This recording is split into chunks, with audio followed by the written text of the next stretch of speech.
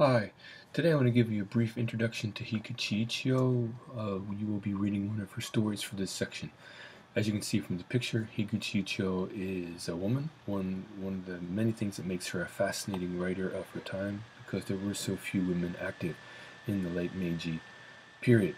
She was born 1872, she died 1896, as you can see here. Life was short, it was marked by exceeding poverty, lack of opportunity. Her father died young, and she's remembered though for the incredible work that she produced, especially because it was surprising that she could produce anything at all, any fiction at all, given how difficult her life was. She was only 24 when she died, yet she left behind a vast amount of work, striking in its volume, in its variety, and its skill. She wrote more than 4,000 poems. She wrote many essays. She wrote 21 short stories. She has a multi-volume diary that is widely read and has been highly praised. Yet she had little schooling. She was largely self-taught. At birth, she was named Natsuko, but like many writers in Japan, she took a pen name, and that's the name that we know her by today. Ichiyo, by the way, means one leaf, or as in a leaf on a tree, but also as a leaf of paper, right, a sheet of paper.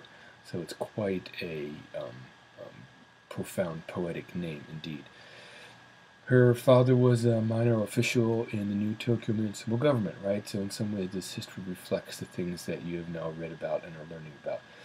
In the late Tokugawa period, it was possible to change ranks and become samurai, as I said last time. And one could purchase a samurai title, right? How did this work? A family that was of samurai status, short on cash, would sell for a fee, agree to sell their family name to a buyer. That person became samurai, right? Her father had expended the funds to become a samurai, a fact of which Ichiyo, and her father, of course, was always proud. Meant that her early childhood was spent in one of relative prosperity and high status. But the irony, of course, as you know from your readings, is that her father became a samurai, a member of the ruling class, of the ruling warrior class, at precisely the time, indeed only a few years before that class, and the meaning of that class was entirely abolished, and its ideals were lost.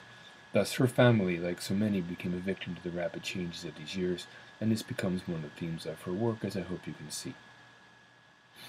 When she entered adolescence, the family fortunes dwindled. The changes in government left her father without a job or without an income.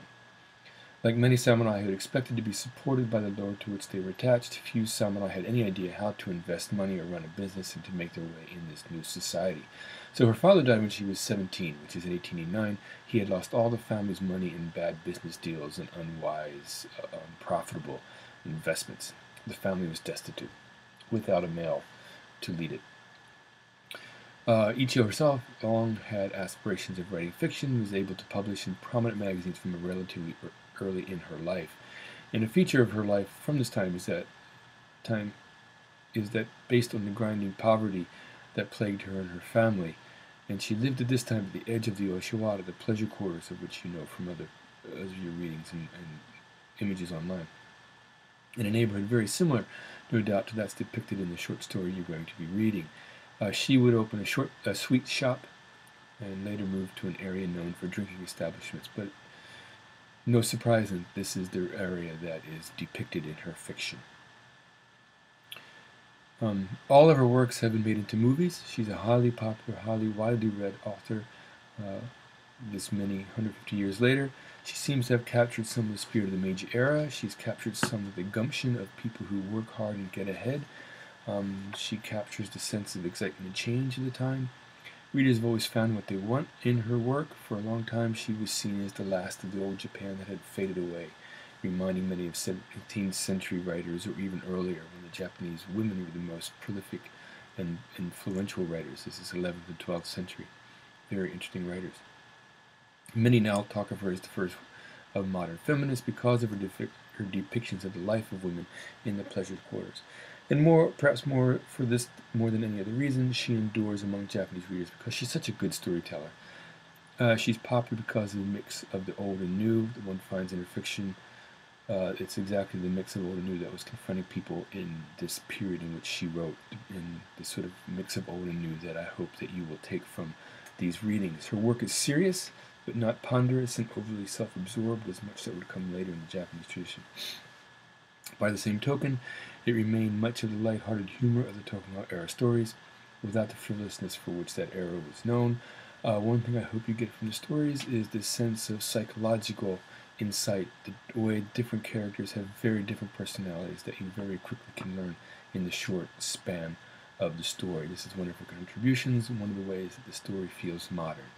But the setting, the roles, the interactions, the speech, indeed the way that she writes all reflects what now seems like a much earlier time in history.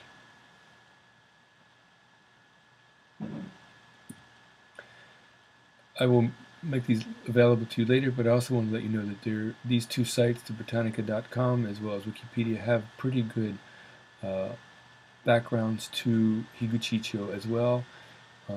There's only the one image, but there's also links to very good books. She's a fascinating person. Her life is fascinating. It's fascinating to read about. I hope that this short story encourages you to read some others. I would recommend a short story called Troubled Waters in a book by Robert Danley called In the Shade of Spring Leaves. It's quite profound, quite moving, quite heartbreaking, heart-wrenching in a modern and ancient way, all at the same time.